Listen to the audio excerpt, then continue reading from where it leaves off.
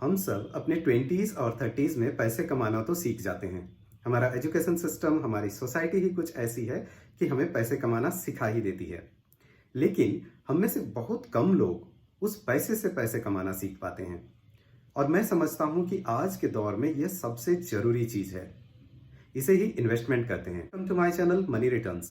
आज मैं बात करूंगा इन्वेस्टमेंट क्या है, इन्वेस्टमेंट क्यों जरूरी है, इन्वेस्टमेंट की शुरुआत कैसे करें और इन्वेस्टमेंट शुरू करने का सबसे अच्छा समय कौन सा है और कौन इन्वेस्टमेंट कर सकता है और किसे नहीं करना चाहिए। वैसे तो हम भारतीयों की मेंटेलिटी सेविंग मेंटेलिटी होती है, यानी हम पैसे सेव करना जानते हैं। यह बहुत अच्छी बात है, लेकिन यह काफी नहीं है। आज के दौर में जिस रेट से आपकी इनकम ग्रो करती है, उससे कहीं ज़्यादा तेज रफ्तार से इन्फ्लेशन और प्राइस राइज और आपके एक्सपेंडिचर बढ़ते हैं। तो आपके फ्यूचर गोल्स के लिए, अगर आपने भविष्य में कुछ बड़े गोल्स बनाए हैं, अपने बड़े चीज़ करने हैं, तो उन सब के लिए आपका ये पैसा काफ़ी नहीं हो पाता है। आपका इनकम इन सब चीज़ों को हैंडल नहीं कर पाता। इनकम बढ़ाने के तो और भी कई सारे तरीके हैं। जैसे आप ज़्यादा हार्ड वर्क कर सकते हैं, आप अपने जॉब चेंज कर सकते हैं, नए स्किल सेट सीख सकते हैं, और या तो आप नए पैरेलली आप बिजनेस शुरू कर सकते हैं। बहुत सारी चीज़ें हैं। तो आइए सबसे पहले बात करते हैं कि इन्वेस्टमेंट होता क्या है।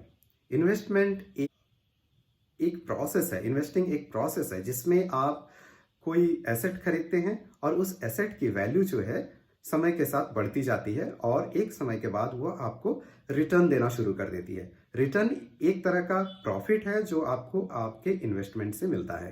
तो अब जानते हैं कि इन्वेस्टमेंट के फायदे क्या हैं। सबसे बड़ी बात तो इन्वेस्टमेंट की है कि इसमें जो आपका वेल्थ है, यानी आपके जो पैसे हैं, आपका जो मनी है, वो काफ़ी तेज़ रफ्तार से बढ़ती है compare to any other way of saving money. आप या तो घर में पैसे जमा करके रख सकते हैं, आप बैंक में सेविंग अकाउंट में रख सकते हैं, या आप इन्वेस्ट कर सकते हैं। जैसा कि आप इस ग्राफ में देख रहे हैं कि आप अगर पैसे घर में रखते हैं 1 लाख रुपया 10 साल के लिए, तो वो 1 लाख रुपया ही रहेगा। भले ही आपका इन्फ्लेशन, प्राइस राइज सब बढ़ जाए, लेकिन आपका पैसा नहीं बढ़ेगा। अगर आप यही सेविंग बैंक अकाउंट में रखते हैं तो ये लगभग 10 साल के बाद 3% के हिसाब से 1,34,000 के आसपास आपका बढ़ जाएगा।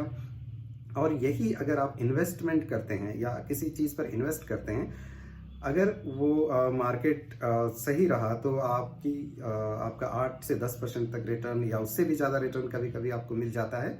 तो इस तरह से आपका पैसा काफ़ी तेज़ी से बढ़ता है। दूसरी बात ज़रूरी है कि जब आपके पास कुछ लॉन्ग टर्म गोल हैं, आपने कुछ अपने भविष्य के लिए कुछ सोचा है, या आप घर खरीदना चाहते हैं, गाड़ी खरीदना चाहते हैं, या अपने बच्चों के एजुकेशन पर अगर आप पैसा खर्च करना चाहते हैं आपके लॉन्ग टर्म में, तो आपको अधिक पैसे चाहिए होता है। और तीसरी सबसे बड़ी बात है कि इन्वेस्टमेंट आपके रिटायरमेंट को भी सिक्योर करता है। यानी आप अपने रिटायरमेंट के बाद कुछ करना चाहते हैं, रिटायरमेंट के बाद अपने पैसे कहाँ से आएंगे ये सोच रहे हैं, तो इसके लिए आपको इन्वेस्टमेंट करना चाहिए। अब बात करते हैं कि इन्वेस्टमेंट की शुरुआत कैसे करें। मैं आपको 3-4 पॉइंट बताऊंगा। ये आपको समझने में हेल्प करेगा कि इन्वेस्टमेंट की शुरुआत कब करें, कैसे करें और किसे करना चाहिए। तो सबसे पहले तो आपको इसके लिए एक स्ट्रेटेजी बनानी पड़ेगी कि आप कितने समय के लिए इन्वेस्ट करना चाहते हैं, कितना पैसा आप इसमें इन्वेस्ट कर सकते हैं, और आपकी जो वर्तमान सिचुएशन है, जो करंट सिचुएशन है, वर्तमान परिस्थिति है, उसमें आप कितना रिस्क ले सकते हैं। तो ये सब कैलकुलेशन करने के बाद, वैसे तो आजकल इंटरनेट में इन्वेस्टमेंट कैलकुलेटर आपको बहुत आसानी से मिल जाएंगे। आप वहाँ देख सकते हैं कि आपको 20 साल के बाद इतने पैसे चाहिए, या 30 इयर्स के बाद आपको इतने पैसे चाहिए, तो आपको कितना इन्वेस्ट करना चाहिए। तो इस तरह का कैलकुलेटर आपको हेल्प करेगा यह जानने के लिए कि आप कितना इन्वेस्ट करें। इसके समय की बात करें तो लोग कहते हैं कि इसे जितनी जल्दी शुरू किया जाए वो काफ़ी अच्छा होता है। जब भी आप इनकम करना शुरू करें, वहाँ से आप इन्वेस्टमेंट की शुरुआत कर सकते हैं। तो अगर मोटा मोटी ये कहें तो आप अपने रेंट देने के बाद, आपके ग्रॉसरीज बिल, आपके यूटिलिटीज बिल और भी आपके जो जरूरी खर्चे हैं, उन सब पर खर्च करने के बाद भी अगर आपके इनकम से कुछ पैसा आपका बच जाता है, तो मैं कहूँगा कि आपको जरूर इसमें इन्वेस्टमेंट करना शुरू कर देना चाहिए। अगर आप यंग एज से शुरू करेंगे तो आपको एक कंपाउंड रिटर्न आना शुरू हो जाता है। इसे कंपाउंड अर्निंग कहते हैं। कंपाउंड अर्निंग का मतलब होता है कि आपका रिटर्न का भी रिटर्न आना शुरू हो जाता है एक समय के बाद। तो ये एक बहुत बड़ी बात है, यानी कि आपके प्रॉफिट का प्रॉफिट आना शुरू हो जाता है। तो अगर आप दूसरी बड़ी बात है कि आपको यह डिसाइड करना है कि आप कितना इन्वेस्ट कर सकते हैं। इसके लिए आपको आपका रिस्क प्रोफाइल कैलकुलेट करना पड़ेगा। वैसे जनरल रूल ऑफ थंब ये कहता है कि आपको अपने सैलरी का या आपके इनकम का 10 to 15% इन्वेस्ट करना चाहिए। यानी कि आप जितना कमाते हैं आप उससे 10 to 15% इन्वेस्ट कर सकते हैं। रिटायरमेंट कैलकुलेटर वगैरह में कैलकुलेट करके कि आपको आपके रिटायरमेंट के एज में कितना पैसा चाहिए, तो उस हिसाब से आप कैलकुलेट कर सकते हैं कि आपको कितना इन्वेस्ट करना चाहिए। तीसरी बात, आपके पास आज के दौर में इन्वेस्टमेंट के बहुत सारे ऑप्शन मौजूद हैं। आप उसमें से कोई भी ऑप्शन सेलेक्ट कर लीजिए।